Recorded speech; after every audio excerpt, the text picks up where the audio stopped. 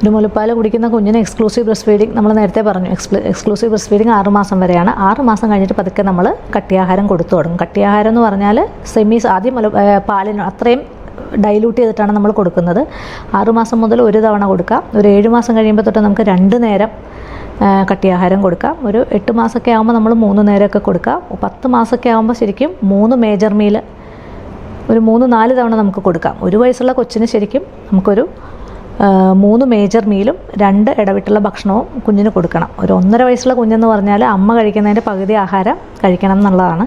ഇനി കൊടുക്കുന്ന ഭക്ഷണം എന്ന് പറഞ്ഞാൽ നമ്മുടെ ലോക്കലി അവൈലബിൾ ആയിട്ടുള്ള ഏറ്റവും ന്യൂട്രീഷ്യസ് ആയിട്ടുള്ള ഭക്ഷണമായിരിക്കണം നമ്മൾ കുഞ്ഞിന് കൊടുക്കേണ്ടത്. അതായത് ഏറ്റവും പ്രഷ്യസ് ആയിട്ടുള്ള സാധനം പുറത്തുനിന്ന് വരുത്തി അങ്ങനെ കൊടുക്കുന്നതിനേക്കാളും ലോക്കലി അവൈലബിൾ പക്ഷേ ഗുണം ഉള്ള ഭക്ഷണമാണ് നമ്മൾ കൊടുക്കേണ്ടത്.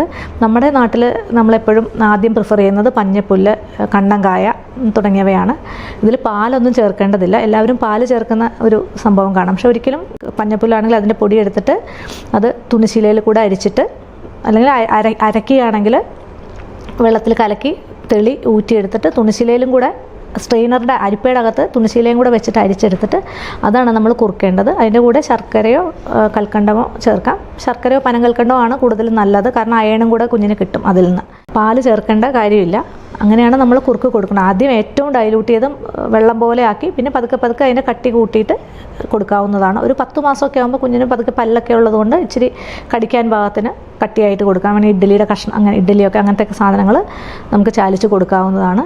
പിന്നെ മുട്ടയുടെ മഞ്ഞക്കരുവെല്ല 6 മാസം തൊട്ട് നമുക്ക് കുഞ്ഞിന് കൊടുക്കാവുന്നതാണ്. പച്ചക്കറികളെല്ലാം വേവിച്ചുടച്ച് കൊടുക്കാവുന്നതാണ്.